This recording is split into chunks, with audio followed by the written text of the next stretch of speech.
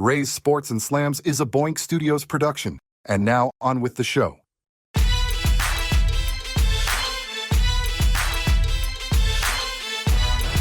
What's up, Ray's Sports and Slams? We are back. It is Monday again. Yes, so pumped up. I never thought I'd be so excited for Mondays anymore, but I am thrilled. It's Monday. We are back at it again. Ray's Sports and Slams brought to you by the good old people at Boink Studios. BoinkStudios.com, where you can find all the latest and greatest stuff on our website from media, pop culture, sports, and all of the above. Please check us out, BoinkStudios.com. Follow us on all social platforms. I want to wish everybody a happy Mother's Day. I hope everybody enjoyed their Mother's Day. I know Mrs. All Day had a nice time. She got some nice Mother's Day gifts, so she was happy, and happy wife, happy life. So I am happy as well. Let me bring Triangle to the stage. First member is the president and director of operations for the Wemby Hater Society and the CEO of the Joel Embiid Hater Association, Mack Garvin. Yes, indeed, America. Thank you so much, Ray. I want to give a shout out to Boink Studios. Want a special shout out to Garvin Getaway as far as being in your travel needs, supporting Lonnie Best, a music artist, and a guest who's in town, my Uncle Gary on my father-in-law's side. So he's here. He's from Atlanta, all things Atlanta. So I'm just making a shout out saying we're going to have a good time tonight. Let's go. Let's go. And the third member of the group is the voodoo priest who tells us when it's going to rain and snow and hail. Walter Duncan, what's up, my friend? Bro, you got to stop putting that out there, man. If my mom saw that, she'd be like, "Oh my God, Satan, the Lord rebuke you!" Like my mom would like trip out. You know. Okay. Look, can I call you the psychic? Can I call you the psychic guru? Anything but voodoo priest. All right, I got you. I will refrain your title. Your title is now the voyage. Let me think. The Kreskin of sports. How's that? There you go. I'm gonna call Walter Kreskin. Yeah, you're Kreskin. All right, dude. Busy week. A lot of things going on in sports. I hope you guys had a nice weekend. I hope Mother's Day was nice for all y'all. So, indeed. Shout out to all the mothers. Likewise. Let's get this party started. The first topic is the NCAA tournament. Things have changed drastically, as you know. Both for the men's and women's team have expanded to 76 teams. The format adds 8 at-large teams, replacing the first 4 with a new opening round featuring 12 games over 2 days. The details on the 76-team expansion tournament starts. The new format begins in 2027. So a lot of rumblings about this. My questions are, and my thoughts are this. I feel like you're trying to emulate the NBA with this play-in tournament.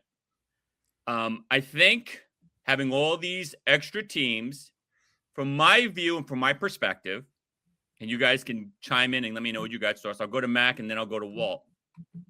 I think this is actually too much. I don't want to see Appalachian State play Wyoming State. I don't want to see, Beaver Creek College play Turtle Creek College. I don't want to see these unknown teams battle to qualify to make it to the 64 teams. And that's what that's becoming. You could do it in the NBA because it's not too much. It's only 10 teams, so it's not crazy where, if you show up and play 2 games and win 2 games, you're in the tournament. But making it 76, 78 teams, I think it's just a little too much. I get it. It's a money grab. I get it. They're trying to get booster ratings up, trying to get money up there.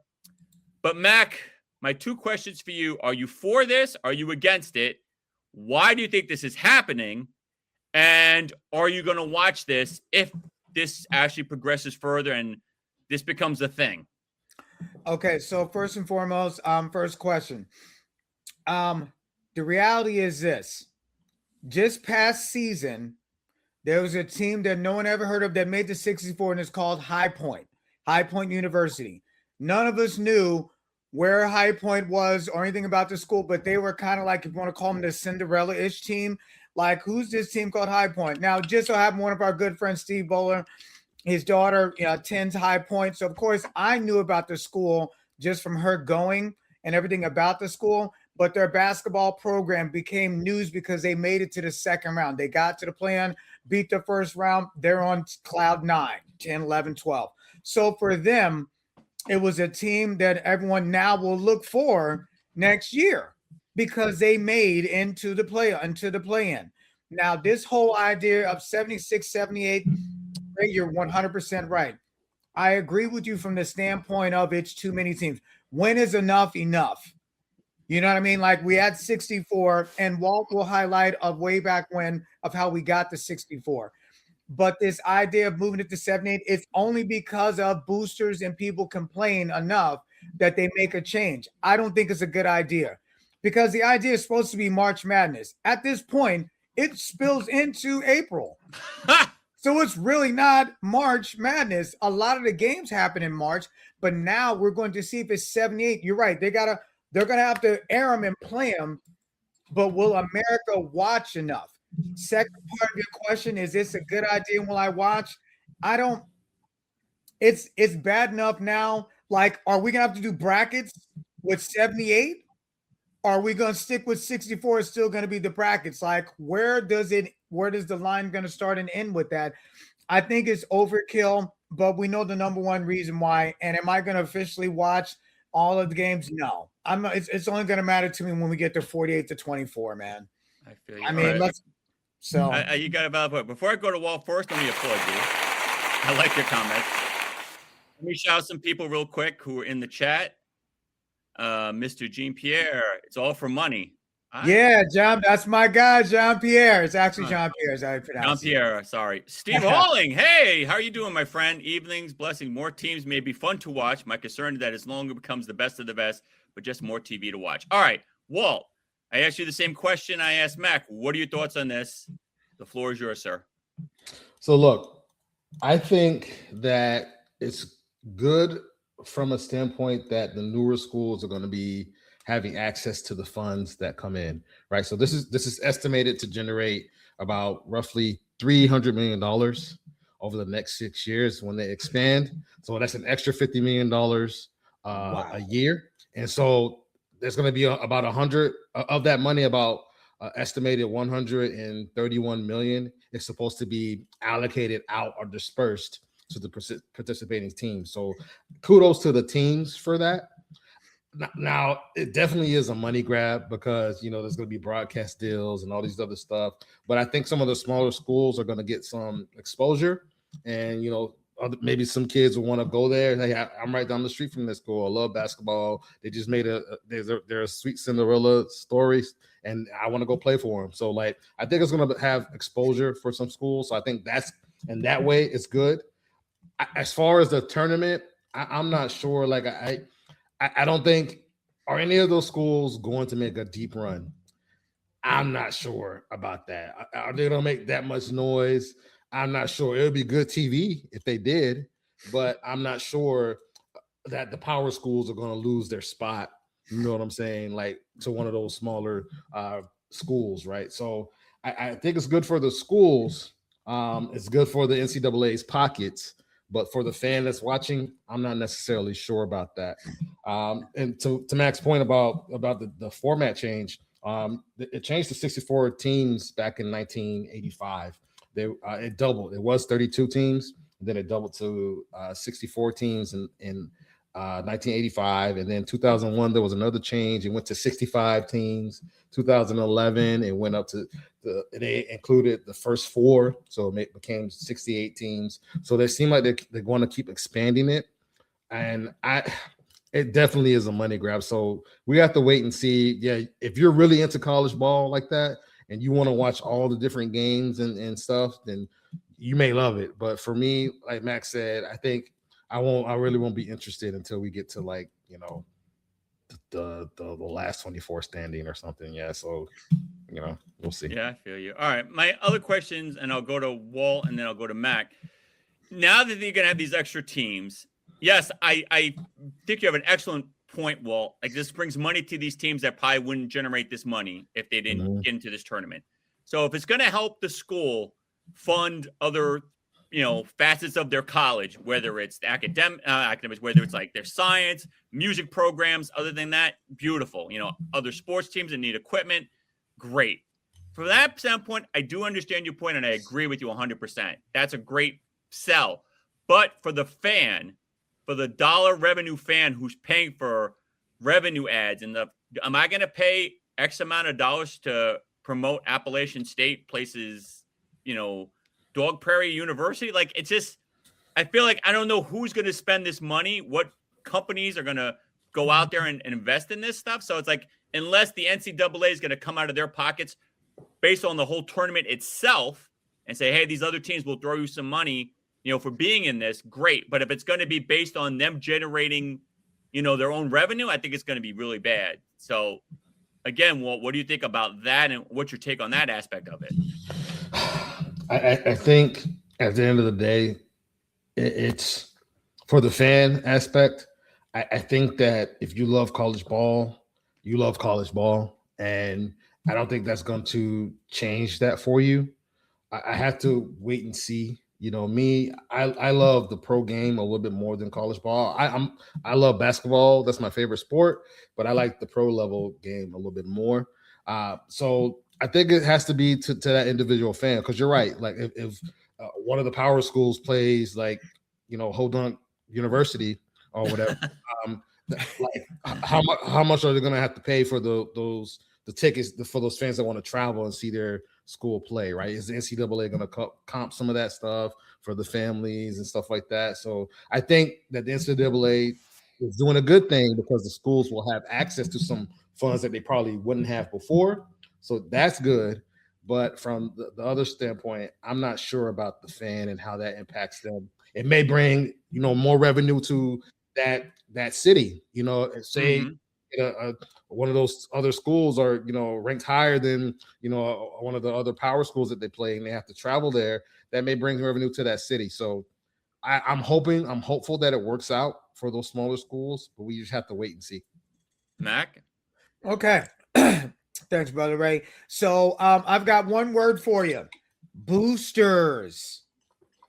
The boosters will be all in for it, for all of those people who are alumni that will give money back to the school. If their school is highlighted on TV, it makes it easier for the university to say, support us. It makes it easier for them to go buy their jersey or buy some alumni wear, whatever may be the case, and gets them more engaged. When they never see their team on national TV, then you're gonna be loyal to wherever you want to be. But like, I'll give you an example. If you walk by someone who went to Penn State, you say we are, they will freeze Penn State. OHIO. Because of the success that their team has on TV, when they wear the jerseys, it makes and it brings more attention to the school. So I'm for it. And I know that's how it will help with their alumni base of willingness to come to the game. You're right. Why would I come to, Appalachian State? We ain't never on TV, but now we are. Oh, I'm coming to the home game. What I mean? Buy the ticket, fly into the city. But other than that, no, because they know their basketball program is what's going to make a difference. And on the same token, if their football program is not great, or baseball or whatever else, but that's a reason why I think their outreach is going to help the universities overall. It's the boosters who want it, and then you will definitely get more involved. All right. I agree with you, dude. Good points. Good points. Back to the fans. Eric's in the house. What's up, Eric? It's good to see you, brother. This is what bothers me. If the goal of the NCAA tournament is to find the best college teams in the country, not just 64 teams enough, wouldn't the number one team be found within the 64 teams? 76 is ridiculous. Yeah, dude. I concur with you, dude. I concur. Yeah. Steve is like, great exposure for any Cinderella team. Change the name of the tournament to Telethon. Yeah. Thanks, Steve. We appreciate that, man. I appreciate it. Yeah. Oh, my good. Max friends in the house. CJ, what up? What up? There you go. Oh, he goes to Ohio. That's why. That's why he did that. All right. Our next topic is Steve Kerr. Yes, Steve Kerr has re-signed a contract with the Golden State Warriors, a 2-year contract. That's valued at roughly $35 million over the 2 years, over like 17 and a half a year. The thought is that he's back because he never got to really have Curry and Jimmy Buckets play together, because Jimmy was hurt, Jimmy Butler, for those who don't follow NBA like that. Now he's got a full team. I think, from my perspective, I'm going to throw the ball to Mack and then Walt, and then I will go last. Do you think this is a good move for him to stay? Do you think Golden State will do anything with him there and the players that they have assessed? And if you were him, would you have left or would you have stayed? Floor is yours, Okay. sir. Sure, no problem at all. So I think first and foremost, is it a good move? It offers continued stability. If they were a train wreck of a franchise and just season after season after season losing, then be like, they need a new voice, they need a new face. The fact that Steph will have stability still versus a brand new coach, he has reinvented himself as a coach, which helped their team. And he is at least a coach if they try and get someone in the offseason that they'll want to come play for him. Should he have left? In Kerr's case, it's one of them deals like, where are you going to go unless you're going to retire? Where else can you put a stamp on a team, an imprint on a team? You've got success of winning. Now, however, like if he went to like the Utah Jazz, the team would listen to him because the man has chips. Okay. Facts. However, he is staying because he knows, do I want to rebuild all over somewhere else again? No. Now, let's be honest also, too. If Steph said I want out, he wouldn't be coming back. Period. True. Like, so that's you're bringing the heat. You should check I'm telling you, brother, it's factual data. You should bring your fire extinguisher right now because you're on fire right now. All right, Walt, what you got, brother? So look, I agree with Mac wholeheartedly on this. I think that the Warriors, as currently constructed, are trying to. This is kind of like their swan song, in my opinion, right? So I think it's a no-brainer move for Steve Kerr to sign an extension, and it's a no-brainer for the Warriors as an organization, right? In the 12 seasons that Kerr has been there, he's gotten you 4 chips, right? He's gotten you 4 championships. So, like, you still have Curry, you still have Jimmy Buckets on the team, you have some young talent, around it. So you want to see what you can do, right? Like Draymond, Jimmy, and Curry, when fully healthy, may make some noise in the West. I still think that they need a couple of more like glue guys and some added talent to their roster. Like, think about it, right? So when it was the Splash Brothers and KD, one of the glue guys was Andre Iguodala, right? So facts. I think they need that type of person to come in and help them with their roster in order to take them to the next level. So I think we're going to see some more moves in the offseason for the Warriors. You may see a few trades that occur with the team, but I think they're going to try to keep that core, definitely with Jimmy Buckets and Curry. But I think they're going to try to get some youth infused in there to come in there with those guys. So at the end of the day, this makes sense for me from a fan or outsider standpoint. I agree. I mean, I hate to piggyback off both of you, but you know what I'm going to. I think he definitely should have stayed. To Mac's point, why try to rebuild a team that's a 12th or 13th seed, so to speak. Golden State did make the playoffs, without Jimmy Buckets. So you got to think in his mind, if I had a full healthy Jimmy Butler, maybe we could do some noise. And to Walt's point as well, if they get another piece, another like sixth man type of player, that team can actually be pretty decent. Steve Kerr's a winner. He has chips. And, again, to both your points, why would I want to go, to a guy that doesn't have chips? He's a 9-time NBA champion. He's 4 as a player. 5 as a player, 4 as a coach. So he's already a proven commodity. So if I'm a guy that thinks I should be starting, but I have a chance to work under Steve Kerr's tutelage, and I'm going to be a bench guy, maybe I'll take the bench job because I get to be advising, maybe win a chip under Steve Kerr. So, for those young guys who are like, hey, I want to be the starting guard, I want to be the starting forward. But if I go to Golden State, I won't be starting, but man, I'll be under Steve Kerr. Maybe I'll learn something. You got a point. So I think, kudos to him, dude. I like him as a person. He's a good dude. My last question to you guys, Draymond, is he staying or is he leaving? Walt, you go first. Should I stay or should I go? I think Draymond, if it plays out the way that I imagine it's going to play out, I think that Draymond is going to stay. If it's anything, if he say so in the matter, right? I think Mhm. he'll stay if Golden State sees the value add in him, right? He's older. He's not, he's not really a scorer. He can't defend how he used to. He's a little bit older. You may have him on the bench, like we seen Kyle Lowry on the 76ers bench, not getting the game, just sitting there kind of coaching people up.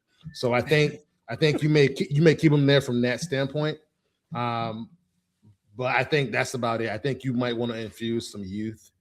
And and not to throw a wrench in this, but I shared something with you, you both via the chat that we have, and we see that a certain team has opened up trade conversations for a certain superstar. So if that works out in that way and somebody gets shipped there, then I could see Draymond being exited out because they want to build around the two other guys, Curry and Jimmy Buckets. I got you. Mac, what do you think? He's out of here.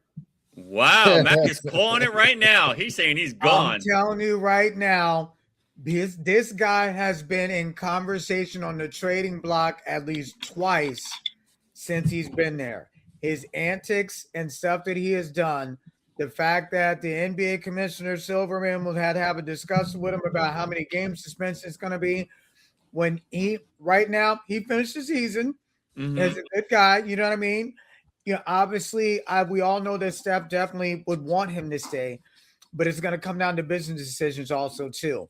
The guy, because he is a part of the glue that helped him win 4, he brings the intangible, the Rodman kind of Dennis Rodman mentality. Like he can get some rebounds, tries to get in people's head, but also, unfortunately, there's been fans and other players that have gotten in his head also too that cause him to make bad choices.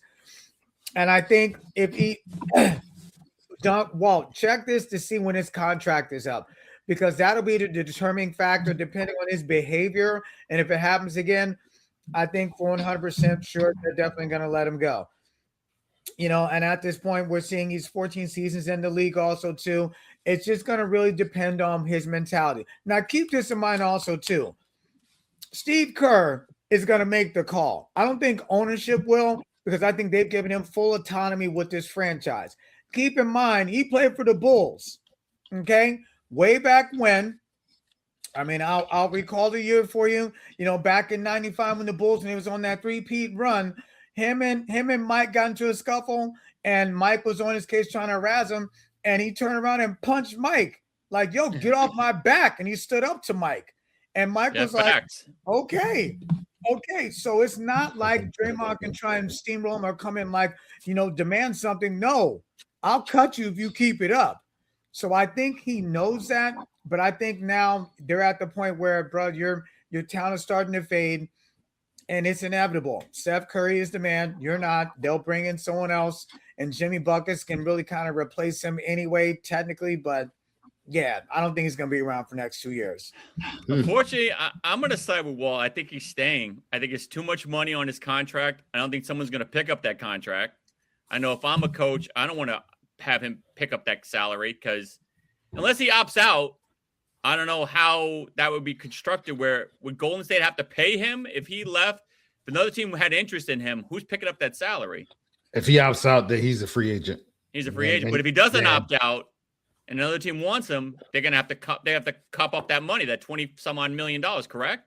Yeah, to trade for him. Yes. Yeah, trade. You're out of your mind. There's no one doing that. But keep this in mind, fellas. Keep this in mind. If they want to, we've seen it happen already. They'll just eat the money just to get rid of them. You know what, man? Buyout contracts. Just like we're goodbye. Like, you know what I mean? Like, we've had enough. So whether someone does or not. All right.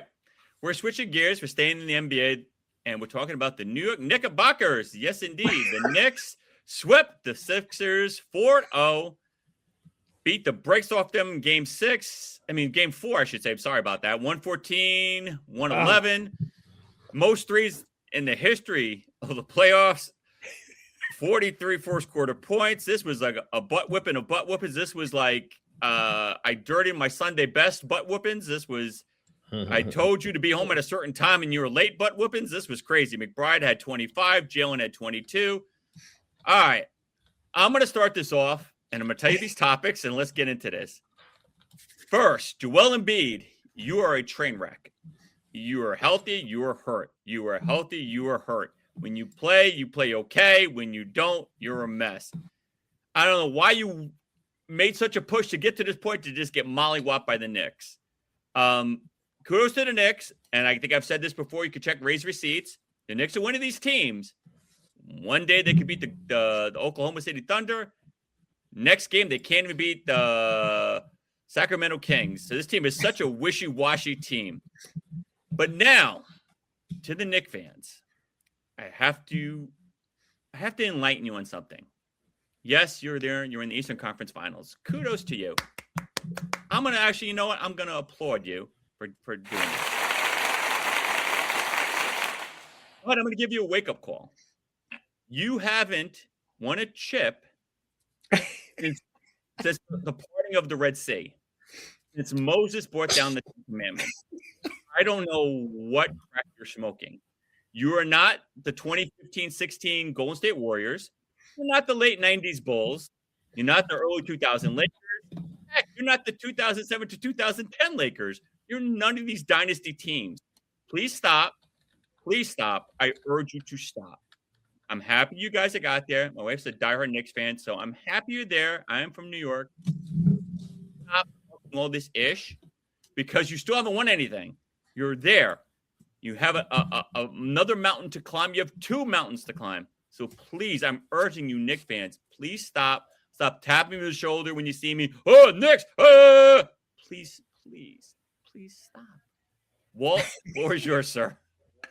So, look, I appreciate that. That was a great intro segue to this next thing I have to say. That's kind of how, and I don't know about Mack. I can't speak for him. That's kind of how I felt with the whole Lakers thing, man. You know what I'm saying? Like, I know how the Knicks feel. You know what I'm saying? So I get it, man. That's but different. no, look, yeah, I know. But look, completely different. The Knicks to me got the wake up call of their life when they lost those 2 games to the Hawks.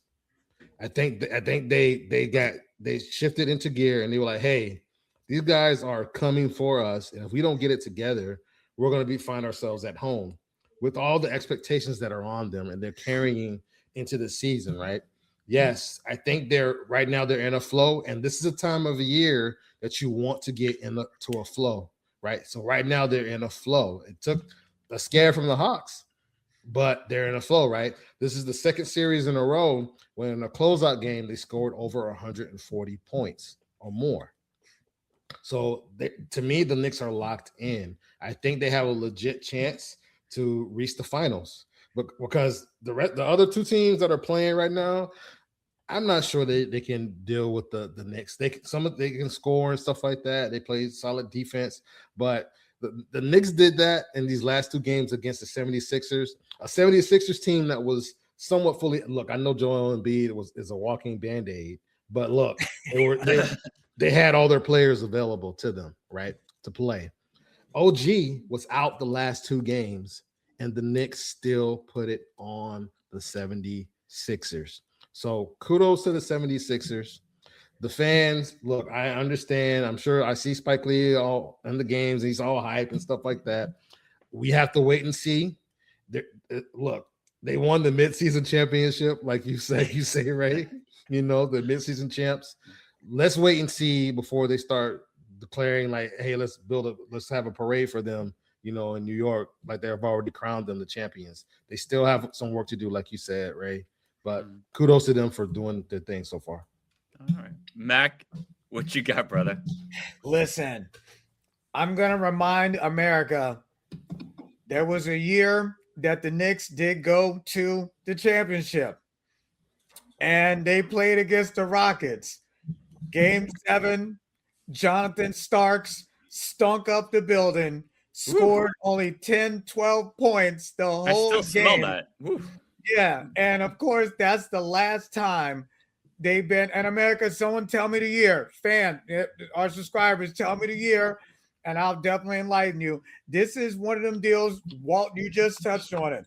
They got super hype about the midseason championship, and like I said to y'all, it was one of them deals where they were celebrating like they won the chip. I'm like, these guys are really stoked. Maybe this is the most they go get.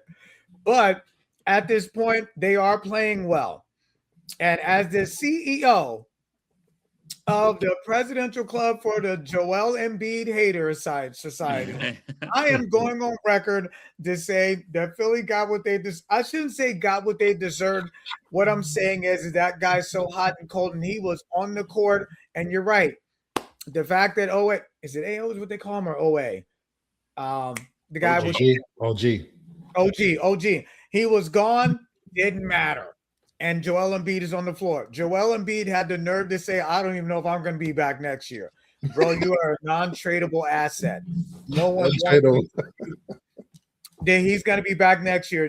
He's been in the league 10 years. 10 years. He's been around for 10 years. And out of the 10, he's only been healthy complete season like 2 out of the 10. So I don't know what else they're going to do. But Embiid is staying with the team because they can't trade him because no one will take a risk on that guy. So I'm giving kudos to the Knicks. I hope they'll have the rest. OG hopefully can come back. But the bottom line is going to be this. Until they win a chip, they're ready to name some streets after these dudes already. Like, this is insane, bro. Insane, dude. Oh my God. All right. Speaking of the next level, Detroit is up 2-1 over Cleveland in a series that's pitting Mr. Cade Cunningham against my man Spider. They're up 2-1. They won 113-109. They're playing great. Of course, James Harden. See him, you don't. You see him, you don't. This or that. This or that. I'm going to start this, and then I'll throw it to Walt. I'm going to say Detroit's going to win this series because Cunningham is on a mission. He looks like he is so locked in. He's willing this team to get there. I like him a lot. I like his will. And I feel like as much as I like Spider Mitchell, James Harden, like Mack always says, will fall apart and crumble like Humpty Dumpty, and won't be able to put him back together again. I think this is going to be over I'm going to say 6. I'm not going to go 7. I just feel like Detroit's they play good D, and Cunningham looks like he's healthy. So I feel like he's that good that he could will this team to victory. Walt, what you got? So look, I think that this is going to be another 7-game series in my estimation. I think that I'm going to go against the grain here. I think that Cleveland is going to pull this out. I think that James Harden is the catalyst here, right? And I know that he hasn't shown up in a lot of different games. But if you looked at the last game that Cleveland just won, they leaned on him in the latter moments, and he came through in the clutch for them. I know it wasn't a great statistical night, but he hit the shots when needed to, made the passes when needed to. And I think we forget about James Harden, that once he gets going, he goes on a tear for a little while, right? So I think that these next couple of games, we're going to see like Houston James Ross, maybe not that level, but somewhere in between who he is now and what he was at Houston. So that's my estimation. I think that this game we're going to see Cleveland, sweep their home series, just like Detroit did. And then it's going to go back to Detroit, and then it's going to go back to Cleveland, and then it's going to come down to a pivotal game 7. That's exactly what I believe. And I think in game 7, that Spider Mitchell and James Harden, that tandem, along with the rest of their crew, is going to pull it out. I don't know why I feel like that, but I just feel like it. Okay. Before I go to you, Mac, I want to play a little game of charades. Can you put your hands around your throat real quick? What, me or Walt? You, Mac. Yeah. Oh, James Harden. If I'm right? Okay. Thank you. Mac, what you got? Obviously, Walt is a man of faith, and boy, I don't know what glue he's sniffing, but it's okay. Who do you got and why? Walter Duncan. Yep. I have no idea. Maybe the microphone is not resonating well enough, or maybe you're getting some bad radio wave interference in your headphone ears. To think that James Harden is going to help Spider win this series. He scored 9 points in the fourth quarter this past game. That guy, we've talked about this issue with him. I have sent America, just so y'all know, I send clips from other networks for the guys to be aware, and we talk and we go back and forth in the morning time. Every morning around 7 o'clock, I'll send stuff. James Harden is a head case. This man has traditionally shrunk in every playoff series. Something gets in, and we've seen it. The guy had more turnovers in game 3 than points at one point during the game. And now here we are, game 4, and he does it again. Just shrinks in the fourth quarter. He don't know what he's doing, as if he needs therapy, brother, to figure himself out. I don't know what is going on with him. Walter Dunk in America is convinced that they're going to pull it out. Now, I don't know if this is a pie. I'm not going that far, I don't think, unless y'all tell us to. Y'all can chime in and let us know. But there is no way, the way he plays, and he's done it every time, every team he's been on. What 2? What? You got 2 for the road? 2-0, right? In the pie. So don't play with me. It is 2-0. I'm avoiding him right now because his Kreskin powers are crazy. Let me say this, okay? You're not talking about OKC James Harden. You're not talking about Houston Rockets James Harden. You're talking about Cleveland James Harden. This dude, now let me just understand this, because maybe, my headphones are a little messed up, so maybe I don't hear you right. Correct me if I'm wrong, and I will go to Mack and then back to Walt again. Game 7, if it got to that, let's just say the skies open up and it starts snowing outside in the middle of the summer. And Game 7 is in Detroit. And some way, somehow, MC Chocolat is going to win that game in Detroit with Cade Cunningham doing what he's doing. MC Chokey Choke, DJ Chokey Choke, Choke Choke, Lord McChoke, Master of the Choke. The not even he's the beard, he's the fear of winning. Yeah, win that game. Mack, talk to him. Please wake him up. Listen, Walt. Listen, brother. We appreciate your knowledge and wisdom, but you can fact check what I'm telling you. When he was with OKC, he was 6th man. When he came into the game, it was off and on. He came into the game, but he was not even effective. I think if you can, Walt, you can take a look. When he's OKC, when they went to the championship, they were in the finals. The finals. James Harden came in and relieved, I think, who was it? Oh man, you can double check. But I know in that series, he stunk up the room then. When he went to the Rock, that's why he left the Rock, is because he shrunk in the playoffs when they made the playoffs when he was there. And that's why they let him go.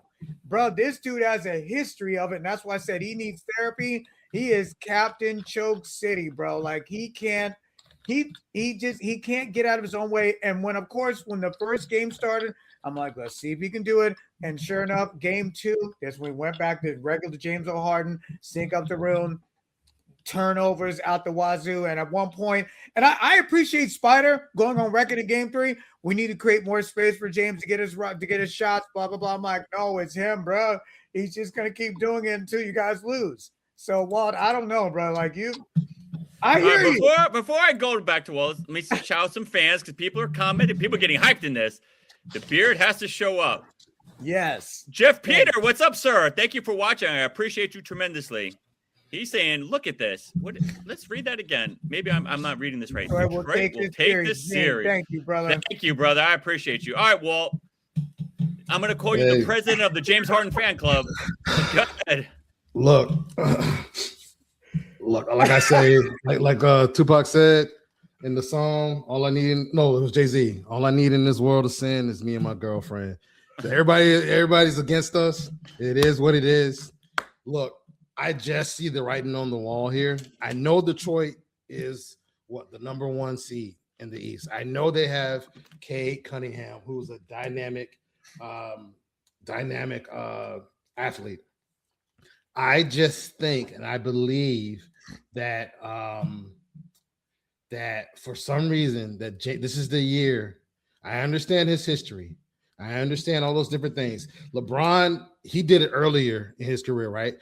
Everybody was talking about LeBron, choking and, not being able to win a chip. And then they critiqued him from going to Miami and creating a super team and had this narrative around him. And, look, it's taken James Harden longer and to overcome that narrative. But for some reason, I think that this is the year he's with the right core, the right cast to overcome that narrative. I believe that we're going to see Cleveland win this series. I believe that with all my heart, and I believe that James Harden is going to do it. I understand what you guys are looking at. Like, you guys were sure of it, and Mack, you were laughing with that same grin when we talked about the NCAA championship. And Ray, you were laughing with the same thing when they're talking about the Lakers last series.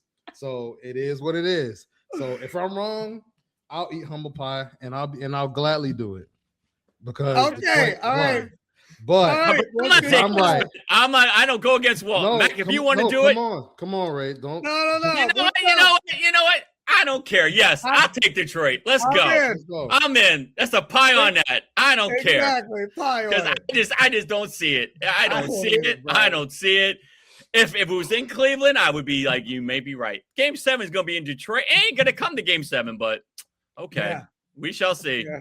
I hope your shirt is nice and pressed and crisp. It's hanging up. Yep. Good. It's hanging up good. Mine's hanging up too. I ain't going to need it. I know I'm not going to need it. I know this. This ain't happening. All right. The biggest series and the one that I'm most happy about because it's just such a good series is the Spurs in Minnesota. That's tied 2-2. Wemby, obviously Max, the president of the Wemby Haters Society, was ejected for elbowing oh my God, I'm having a brain fart right now. Naz Reid in the jaw. Mm-hmm. I will go to Walt first and then Mack, and I will close this out. Couple of questions. A, who do you like in this thus far? B, do you think Wemby should have been suspended more than just that game? Because they went, I know Adam Silver decided not to let him, not suspend him for the extra game, so he wasn't suspended.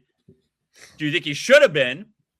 And do you think if Wemby was somebody else, this suspension would have gone longer? Walt, you start this off. Absolutely. Without a doubt, I think that Wemby is in some people's eyes, he's the next great one, right? He's already showing that how great he is. Like, he's so long, defensive. Like, if he's by the basket and you're trying to get a layup, he more than likely might gonna affect the shot or block it, right? So I think because the league sees how good he is for ratings and for TV, that's why they did it. It's absolutely political. I think that if it was anybody else and anybody else threw that bowl like that, that they would have been gone for at least one other game. And I think that he should have been gone for at least one other game. I think it's because it was Wemby. If Naz Reid threw a bowl, it was reversed, and he hit Wemby like that, I think we would have seen Naz Reid ejected and out next game, at least. So, yes, as far as this, who's going to take this series, I think as Ant-Man continues to get healthier, I think he will be the catalyst there. But if Wemby and team, as stay healthy and compete, I could see. I think this is going to go back and forth. This series here, 6 or 7 games, honestly.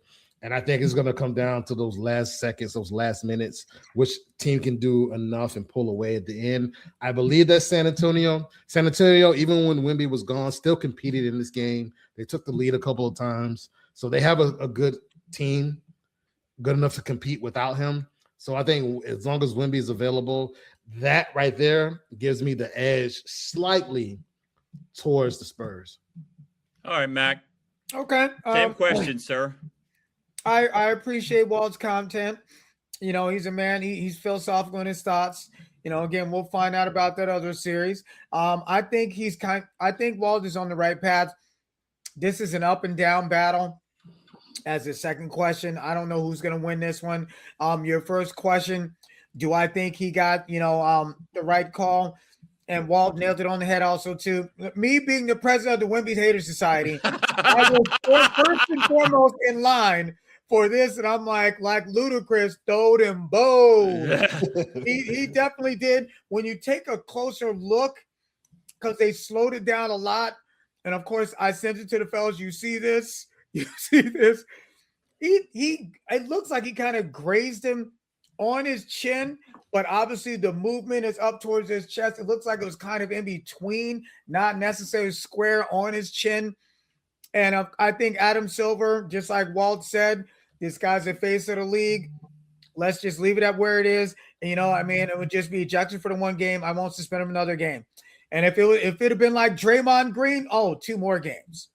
Yeah. If it had been anyone else, it would have definitely been another game suspension. But because the unicorn is right now turning into the face of the league, we want good basketball competition. And we've seen what happened being gone. This was in the first quarter, mind you, too. And we've seen what happened. Ant came in, stepped in, they won the game.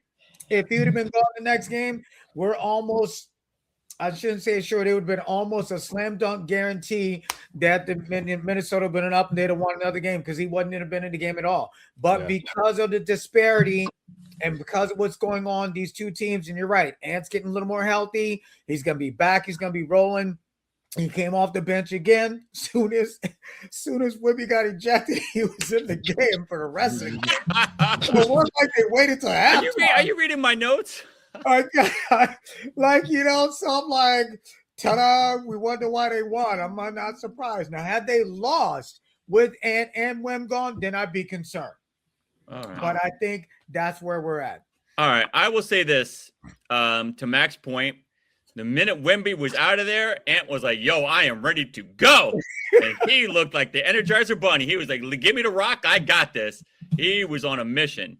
I agree with you, Walt and Mack. If this was Nas, if this was any other center, you would have gotten the extra game. Because this is Wemby and Adam Silver wants good ratings, you're not going to tell me otherwise. That blow was on purpose. He was like, stop touching me. Blow. He did that on purpose. I think he should have gotten the other game, but like I said, he is who he is. He's the unicorn. He's one of the faces of the future of the NBA. So we're not going to do it. Ratings would have dropped if he wasn't playing. I'm gonna still ride with Minnesota because I think Ant-Man is just that good. I think Anthony Edwards is a beast. And Anthony Edwards, I know you're a fan of our show. Please come to LA. It's warmer. It's nice and sunny out. I would love you on my team. I'm a big fan. I like your personality. I like your heart. He dedicated the game to his mom, who, God rest her soul, had passed away. This guy's he's a good guy. He's like mom's apple pie. He's got that whole nice kumbaya vibe, and he could play, and he's about that. So you know what? Because I like Ant-Man that much, and I filled in my application to be the AVP of the Wemby Hater Society. I'm going Minnesota. Just because, like I said, I feel like Anthony's on a mission. I think it would have been over quicker if he had gotten the extra game. Didn't forget it probably been over in 6. I think it's going to go 7 to your point as well, Walt, because it's just such a good series and such competitive. You know what I mean? Oh my God, Jeff is calling back out when we got ejected. Thanks, Jeff. Thanks for thinking of me, brother. Absolutely. I was stoked for today. And Eric is sniffing the Walt glue, and he's taking the Cavs. Cavs too. Wow. Oh my goodness. We all can't make good choices, Eric. It's okay, Eric. I still love you. I mean, not everybody can be right. It's okay. It's okay. I hope your shirt is pressed. I hope you're hungry, and I hope you're ready for that pie, because it's going to be tasty. I ain't going to be eating nothing. I'm going to have a full stomach, so I'm not worried about this. All right. Now we have to go to something that's sad, and I have a lot to say. So let me take a moment of silence. And unfortunately, my LA Lakers season is probably over. Most likely, I would say 99.9% done. Here are my thoughts, and I will go to Mack, and then I will go to Walt. OKC is that team. They are that good. They are a beast team. But the fact that you're already good and you flop and you cheat It's not necessary. You don't need to do these extra things. You're already that good. Your bench is insane. I haven't seen a bench this good in years. They have a bench. This team is stacked. You guys, if Mack has been running all through junior high and high school and college, and I just start running in college, he's already faster than me and better than me. He doesn't need to start the race by throwing sand in my eyes. He doesn't need to do it. He's already going to probably win. That's my point with OKC. You don't need to throw sand in LeBron's eyes. You're already a better team. There was no Luka, and we had this discussion off air. Luka he's such a factor on this team now that I feel like there's no possibility. If either one of you would like to put a pie on the Lakers coming back, I'm down for that because I will say there's no shot, and you know what? So let me know. The other point of this is LeBron. Everybody say, "Oh, this is last game as a Laker." Blah blah blah blah blah. Everybody said this last year. If you think LeBron is going to turn down guaranteed $30-40 million max money, you're on crack. There's no way he's going to Cleveland for less money. His son's in LA. He's got businesses in LA. And to free up all that cap money would only make the Lakers better. So why would he do that? Because that would make me happy. So he's not going to do that. He's staying. And I just have to hope that Luka gets better, that Reeves signs his contract that he deserves because he's been playing like a dog. And my other comment is this to our fake center, DeAndre Ayton. Jeannie Buss, if you want to save $8 million, next year I could play center for $500,000 and do the same thing DeAndre Ayton does, which is grab no rebounds, play no defense, push the other center in the back or the other player in the back when they run by me. So that's easy to do too. I think I'm in good enough shape to at least get close enough to push the guy once he gets blown by me off the dribble. I think I have enough there to at least stretch and reach and jump and push you out of the way to get the foul. So I can foul you, miss baskets, grab no rebounds, and play no defense. So you want to save $8 million? Me, Mack, and Walt are available. I'm sure Mack would do it for $500,000. I'm sure Walt will do it for $500,000. Jeannie, give us a call. We can do the same thing. I am unloaded. I am Wusa. Mack is yours. Are you okay? Are you okay? I'm getting there. Okay, all right. Okay. I appreciate the love, though. I appreciate the love. Absolutely. We were concerned in reference to you. And again, America, we talked about this off air. LeBron went on and said, do you think you guys have a chance? And his answer flat out to the media was, what do you think the challenge is with the Lakers right now? He said, we do not play sustained basketball for 48 minutes. We're up and down. They do. I'm like, wow. Thank you for your honesty. We all knew that. And I'll remind America again that Ray All Day just so happens to be a Lakers fan. Now, he said he talked to God last week and said that Luka would be back game 3, if I'm not mistaken. I checked Ray's receipts. Yeah. And obviously he didn't show up in game 3. Maybe something possibly for 4. But right now LeBron is doing this, the world's smallest violin, whining for no reason. I shouldn't say whining. The man is frustrated, and it is obvious to see. When he said we can't play sustained ball for 48 minutes, and to his point, he has been. It's the other guys that haven't, and your boy AR. Let's see if he give him a contract extension. If they give Reeves the money he wants, good for him. I don't think he would get as much on another team because he's an asset to the Lakers. So I just don't see, them winning this series either. And I appreciate the sentiment, Ray. Bet against you for some pie. Not happening. Not this century. It's no for 100 years. Yeah, there's no shot. I'm not even staying up to watch this. My sleep is more valuable. Than watching them lose. I will. Yes. I'll be watching. Just I'll let you know first thing on the in the morning. You can text me in the morning and say they lost because that's like saying you both are men. Like, okay, that's some obvious. That's obvious stuff. I don't need to tell me this. Like he's wearing a yellow shirt. That's obvious. I get it. Oh my gosh, man. So this is so obvious. All right, Matt. Walt. Little faith. Wow. Yeah, I just know. DeAndre Ayton is a trash can. So go ahead, Walt. Look, so I think that, they're definitely missing Luka's 34 points a game that he averaged during the regular season. He is definitely sorely missed. And unfortunately, the injury happened at the most inopportune time for them, right? They made it past the Houston Rockets. And, I thought that they would, have a shot with Austin Reeves being back. But LeBron, in my opinion, he's still, for his age, he's still a good athlete. But in game 3, LeBron shot 7 for 19 from the field, right? And I think OKC is too good of a team for you to not be on par or on point with the shooting. He missed layups, missed open jumpers, missed open threes. And I think that, he's not the same LeBron that we're used to seeing. He's great. He's probably one of the most in shape 41-year-olds that are ever out there. About it. But Absolutely. Father Time is undefeated. You know what I'm saying? So I think that this is definitely the end tonight. It's over now for the Lakers, unfortunately, because they're missing their guy. If Luka was there, I think it would have been a completely different type of series that we would have been watching. The OKC is just too stacked. They don't even have their second or third best guy available. He's out with his own hamstring injury, and Jalen Williams. So they're competing and beating the Lakers on all fronts right now. The Lakers, they seem to do good, and through 3 quarters, and then that fourth quarter comes, and OKC just pulls away.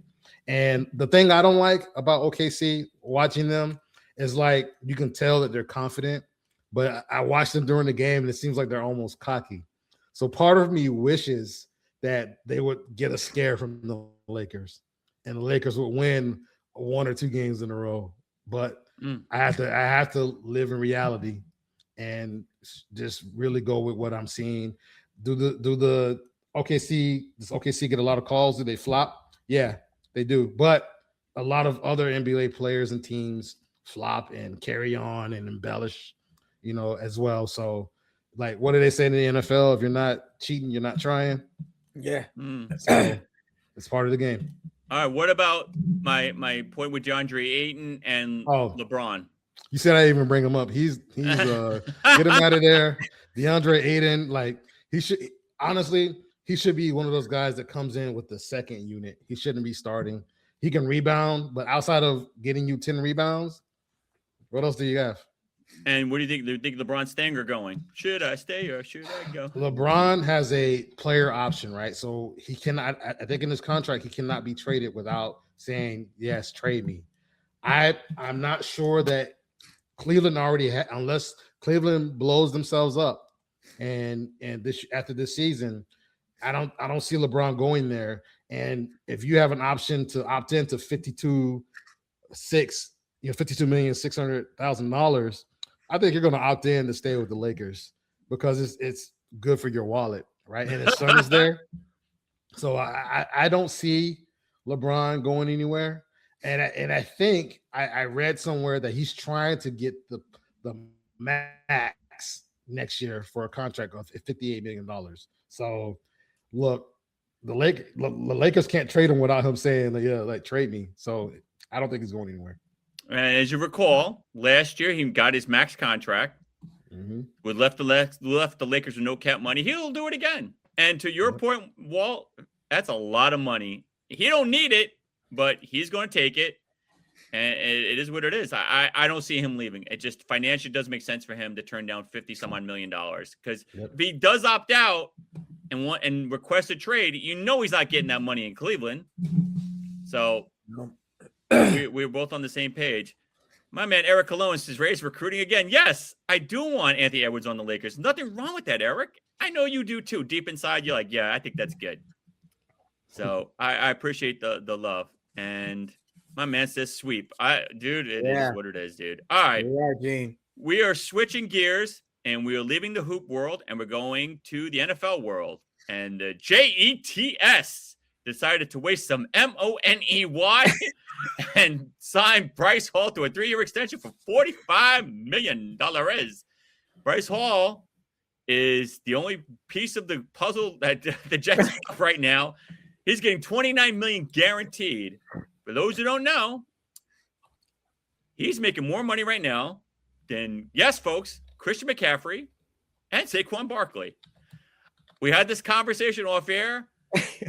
You let Quentin Williams go, you let Sauce Gardner go, but you have faith in Breece Hall. I don't know why. I have nothing against Breece Hall. He's a solid running back. Do I think he's McCaffrey or Saquon level? Do I think he should be one of the highest paid running backs in the league? No! But it is what it is. The Jets want to spend him his money. God bless him. Make your money, dude. I'm never going to hate on someone making money. Well, do you think he deserves this money? Why did the Jets do it? And are you in favor of it? No, I'm not in favor of this move. Look, I understand that the Jets want playmakers and they see him as a playmaker. I think they're looking at his tape from college and his rookie year before the injury, right? Like before the injury, he was looking like, RB1. I think he ranked second before that injury happened as far as running backs were concerned. But since then, he's gone in from 19th in 2023, 16th in 2024, and the 15th ranked running back in last season. So you're talking about a mid-pack guy at best, getting like top 5, top 6 running back money. It doesn't compute. It doesn't make sense. The numbers aren't numbering.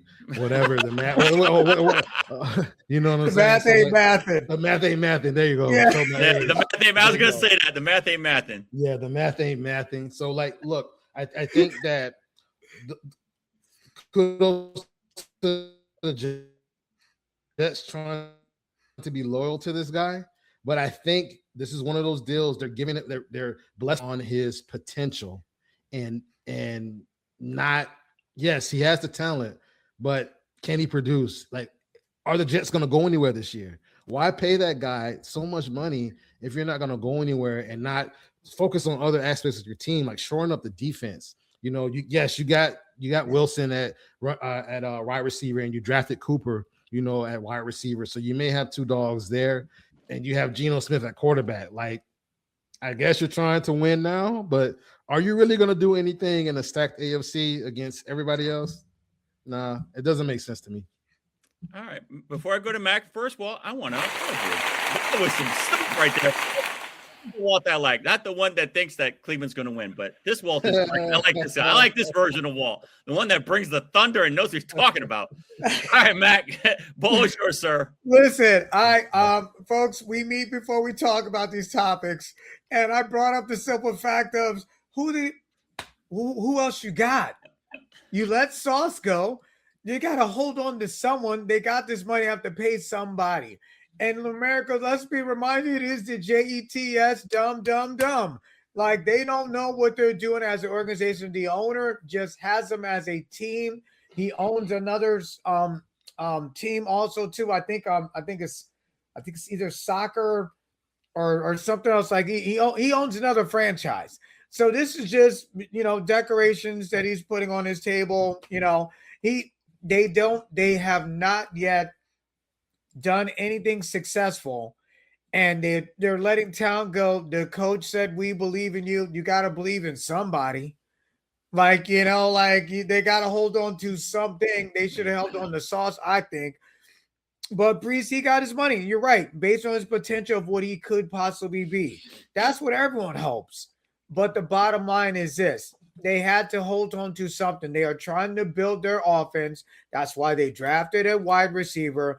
They held on to I think he's in his second year, the guy they have now. And like I said before, they went and got Geno again. Mind you, they drafted Geno, America. And he left. So it's one of them deals where at least we know what Geno can do. And the biggest concern is always going to be something simple as this. You either want to win or you don't. You got to start somewhere. Woody Johnson, I mean, he's the principal owner and the chairman of the team, but they're just a mess. They don't know what they're doing. They haven't for a long time. And this is what you get. They're going to be bottom barrel. They're going to be picking in the top 5 next year too. All right. My other question to you guys, and I will go to Mac and then we'll go in that order. You could have tried to find a way to keep Quentin Williams, who I think is a phenomenal defensive player. You let Saucy Gardner go.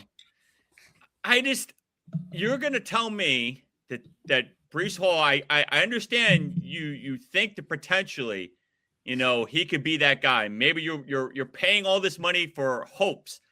I hope I wake up and I'm 25 years younger, but that ain't going to happen. I just don't understand why you would put all this money in Breece Hall when you need defense. Running backs, we both can agree in the NFL are a dime a dozen right now. You really focus. The NFL is a very defensive focused league right now. You need defensive linemen, you need defensive players. You need to stop stuff. I just don't know why they're going this route. So my question to you, Mack, and then again to Walt, is it just like I have this money, I got to give it to somebody? Like, why wouldn't they invest this more on the defensive side of the ball rather than pay Hall all this money? And why are you going to put him in the same breath as a McCaffrey or a Saquon at this point? Because it's kind of insulting to those guys, because those guys going to be like, wait a minute. If this guy's getting 45 million, where's my money? Okay, so I'll answer you one simple statement. With those two guys, running backs, we know for like maybe 2 or 3 years ago, the value of running backs were very much diminished. Like, why even be a running back? Because that is not a position that pays. We went through this curve with the NFL where there were other positions that were getting expected, anticipated money, and as they say, the market value. Then McCaffrey gets paid. We see what happens with Saquon. He comes to Philly. The guy's on the cover of Madden. They gave him a contract to get him away from the Giants. He took the money. That kind of reset the market, if you want to call it the value of running backs again. Way back when, in the 90s, 2000s, there were running backs that were called bell cow running backs. It was one guy, all purpose. And then at some point, we shifted to the idea of north and south runner, east and west scatting style running backs. And you had two because it was no longer shoulder to load with one guy. So I think what's happening is that because these guys reset the market, he knew, I'm the best you got. You have to pay me at least this, whatever that number was. And then we see now this turnabout when it comes to running backs now. Now you got kids coming into the league. Yeah, I think it's a good idea to be a running back. But before that, it almoto got to the point where it was 100% devalued as a running back position. So kudos for him. He got his money. Do I think they just threw the money at him to get it for money's sake? I don't think that. It's just because Sauce didn't have a great season last year. And defense wins championship, as we know, but they got to have some building blocks to do it. And I guess they made a decision. If we can't score points, we got Geno. We picked up a wide receiver in the draft. We have a half decent wide receiver now. We got to start somewhere. And maybe the coach may have had the influence and decision to say, I believe in you, because at least he worked with the man for one season at this point, and he's just going into his second year as a head coach. So I don't know if that helps. All right. Walt, floor is yours, my friend. Look, it doesn't make sense to me. And as you corrected me, the math isn't mathing here. And I think there are too many available good defensive players, free agents, that are out there. You have Trey Hendrickson, Jalen Phillips, who was on the Eagles, who's 26 years old. Kenny Moore was just released from the Colts. You have Trayvon Diggs that's available. Serviceable guys that you can. I think Bobby Wagner is even out there. He's older, but he's a veteran, right? You get somebody like that, and you bring him in, and you need to change the culture in the building, right? That's how you turn a team around. What I think happened is that the Jets looked at their roster as currently constructed, and the decision makers are like, hey, we're going down a lane of we're just going to pay the best guys that are on the team, right? And we're going to try to keep these guys happy because, right, they added to their offense. They added the wide receiver. They added Geno Smith, who's a serviceable enough quarterback in a way. he's kind of had like up and down seasons. He was good with Seattle, and then had a down season with the Raiders last year, or whatever team he was with. So I think you have a serviceable enough QB in Geno Smith, but I think that the Jets chose to say, hey, we're going to try to outscore teams and pray our defense does enough. Look, they have Minka Fitzpatrick at safety. The Dolphins traded him there, so you do have that there, but he's older and everything. I just don't think you have enough. I would have tried to have traded Brees to get some more capital or players and bring in another running back, rookie, veteran, whatever it may be. There are some nice names available running backs out there too, who can come in and run the ball for you good enough to move the chain. So I don't like this for the Jets. I think they chose a lane to go down, and they're going to try to outscore teams and just kind of hope and pray that the defense does enough to win games. We're going to go a third round on this because I concur with you, Walt. Why not get Trey Hendrickson? Why not get a linebacker? Bobby Wagner, yes, I agree. He's a little older in the tooth, but he's a serviceable defensive linebacker. Mm-hmm. Why not go defense? You could have gotten another running back. There was a lot of running backs in free agency. You could have picked up a veteran running back. You put all this money in a guy that's, I'm sorry, no offense, he's not that dude. So I'm going to go back to Walt again. It's like, they just do yep. Help me. I'm Jerry Maguire. Help me help you. Explain this to me. I don't get it. Is this just like they just didn't think? Is it a league where they think offense is going to win now and defense doesn't win anymore? Walt, I'm asking, brother. I don't know, man. Like I don't know what they're thinking. I can't. I'm like flabbergasted because I'm just like, I have no idea what they're thinking. These free agent defensive players, dude. He just listed them all. No Wagner, no Hendrickson, no Trayvon. I'm like, no Kenny Moore. Like no Kenny Moore. Like come on. Alex Alazone. Azalone. Leo Chanel. There's a lot of guys out there, dude. I don't get it. They could have got him as a safety. Boom. Boom. Facts. Max facts. I don't know get what I mean? Like, it's okay. Well, here's the bottom line. Yes. It's the Jets. Okay. We're gonna just leave it as the Jets. There's nothing else better to say than it's the Jets. Dumb. They don't know what they're doing, bro. I told they're a dysfunctional organization. All right. Our last topic, and a topic that I really wanted to talk about today, and we've talked about this off air, is Ella De La Cruz. Why am I bringing this guy up? Because this guy is not getting the shine that he deserves. He's a shortstop for the Cincinnati Reds. The dude is crushing it right now. He's got 10 home runs, 29 RBIs. He is a phenomenon.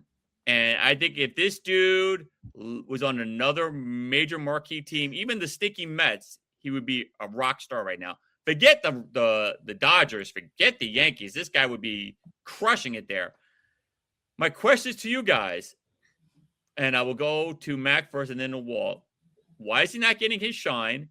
Do you see him long-term staying in Cincinnati, knowing his value and knowing how good he is and how fast he's progressing to be that guy? Because right now, MLB has him listed as the third candidate for MVP. If the MVP voting was right now, he'd be in third. Behind Ohtani and I think it would say Trout. He's that dude. So, Mack, my two questions to you, sir. All right. First and foremost, I've had this conversation before about players who are on teams, and unfortunately, they're not a relevant franchise, so we never find out anything about him. He is standing out. He is a Mike Trout situation. This guy is at this point in history of MLB, he is the fastest to reach over 300 hits, 150 ribbies, and 100 stolen bases. He's that dude. He is that dude, but he plays for Cincinnati, which is the problem. Just like the Colorado Rockies has a team. The Diamondbacks, they have a team. The Marlins, they have a team.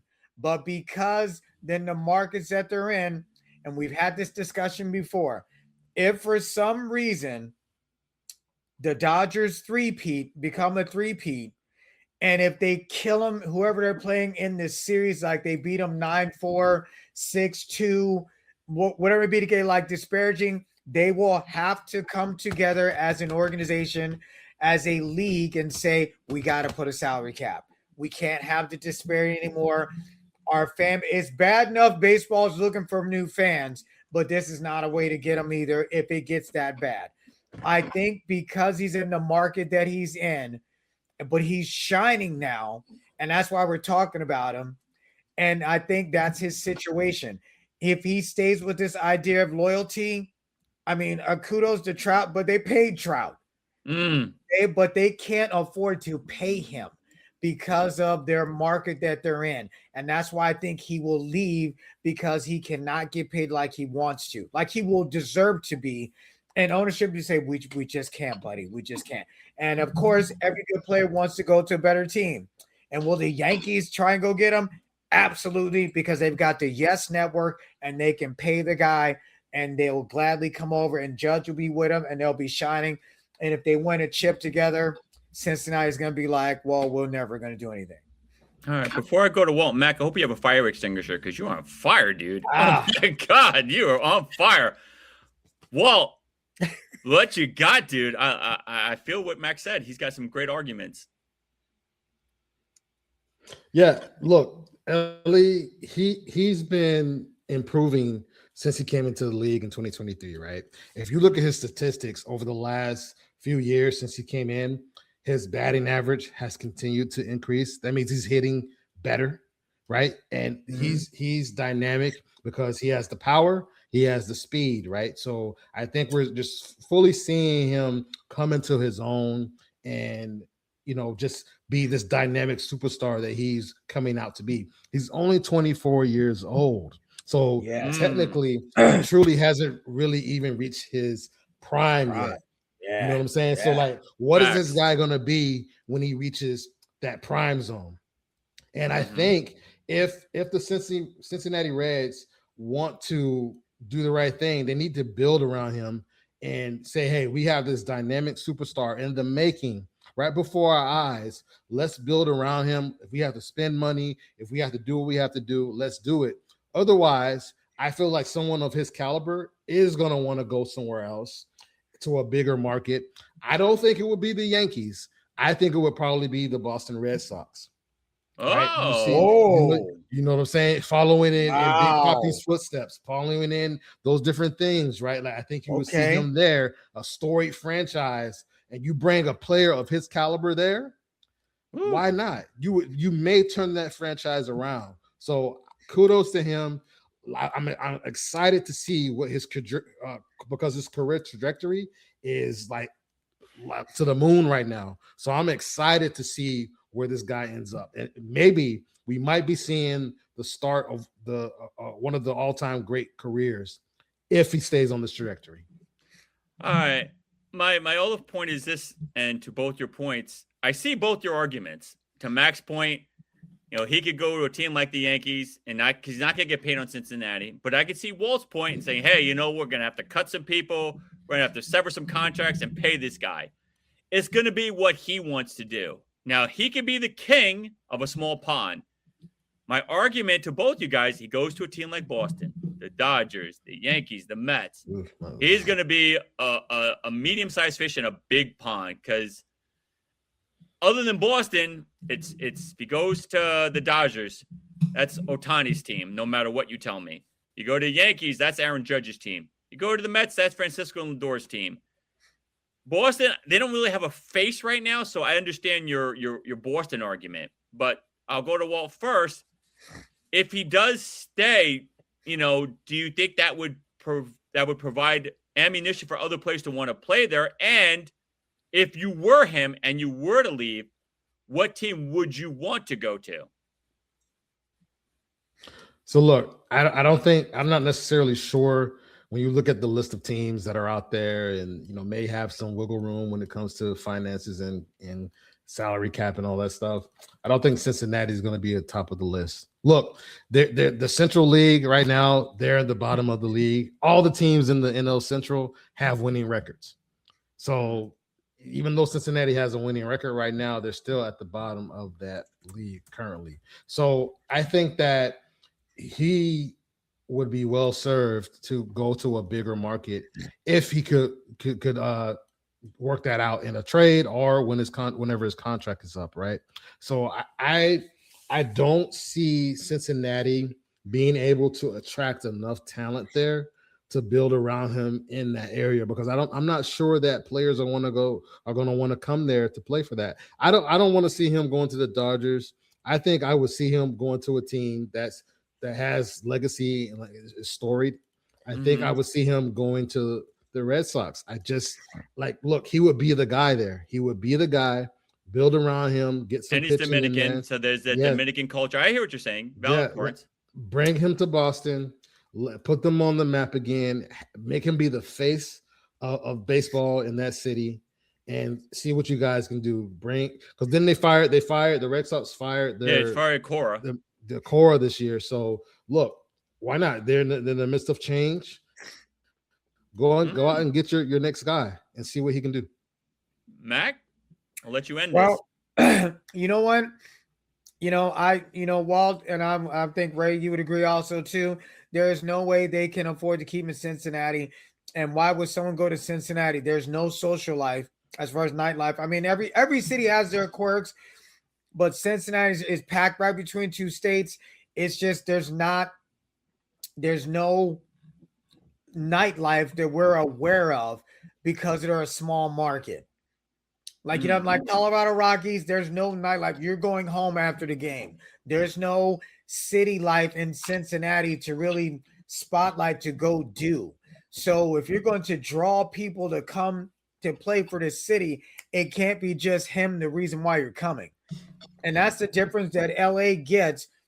What the Dodgers get. It's nightlife, there's social life there. And if he's that kind of guy. It depends on the kind of player they want to try and bring and add to him. But let's go on a limb here. What if he went to where Mike Trout is? Would there be room for both of them? I think it's Trout's town to lose, but the Angels are a great organization. They've got stability. They have the capability, and he is an asset to that team. Mike Trout's not leaving the A's. But if they could pluck Ellie from there to come, Mike Trout's not going to leave the Angels because he's been there forever. He's married with kids, so he's not in De La Cruz's category. De La Cruz is 24 years old, so he's young.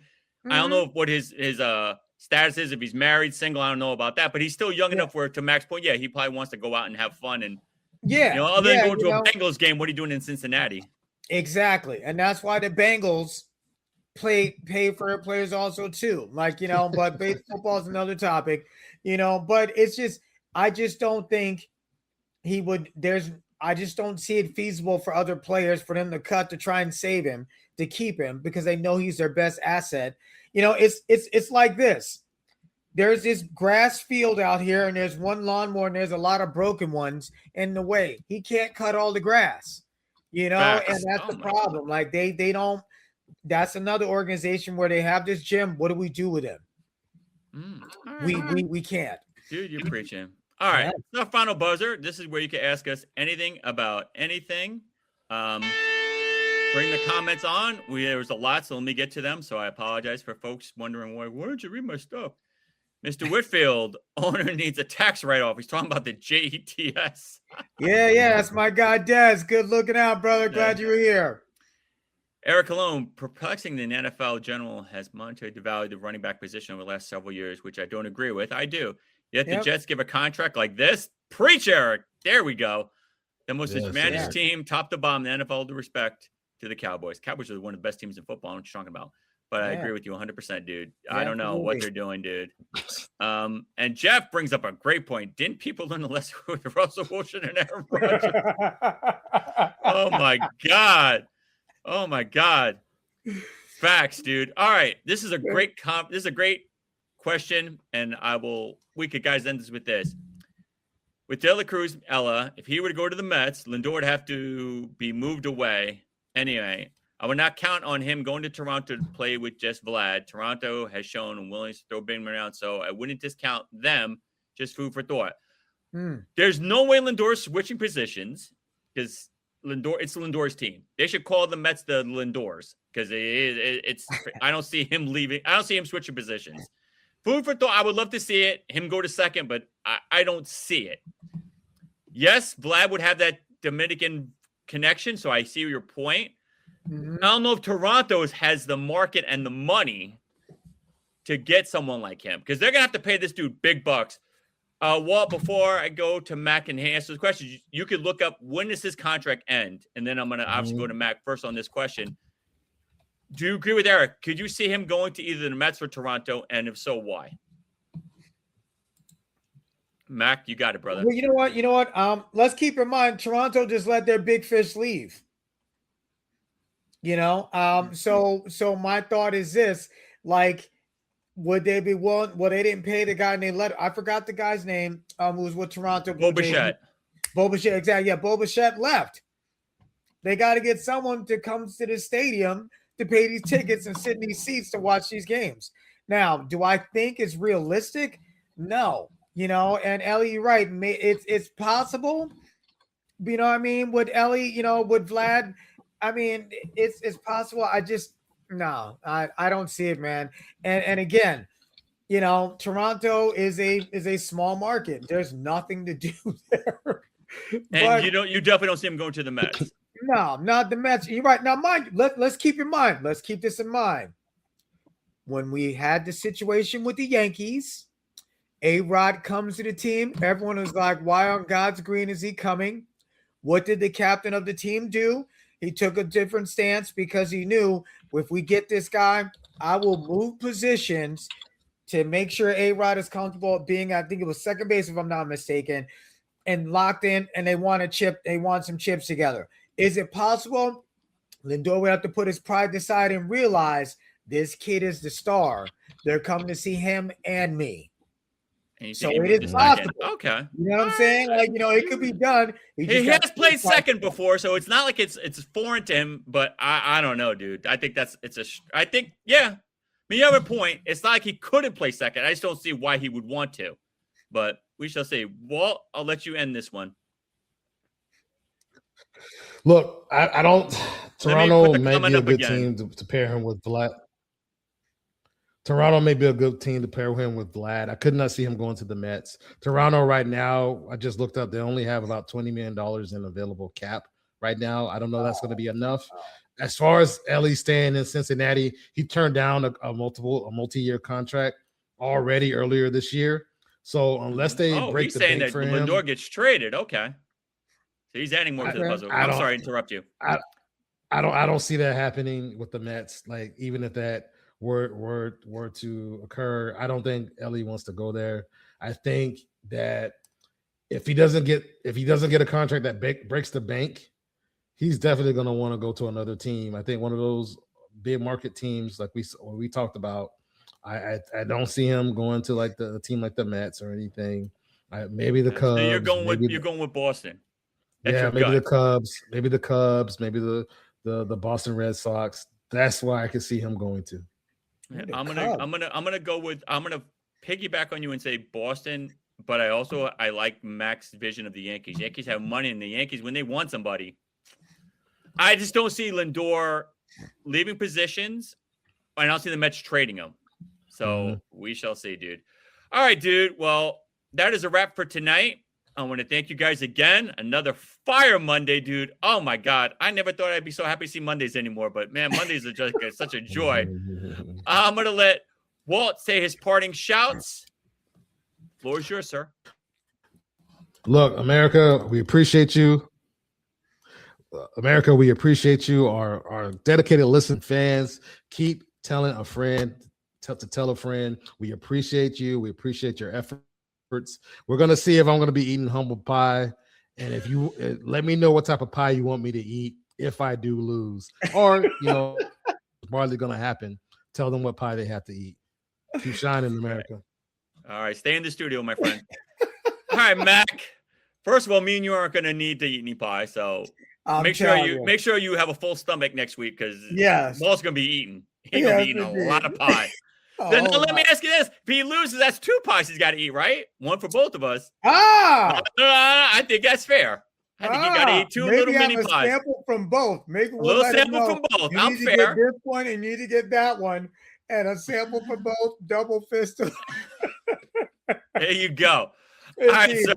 No problem at all. So, America, as usual, Boink Studios is where you can find us out. Please like, share. As Walt says, tell a friend, another friend.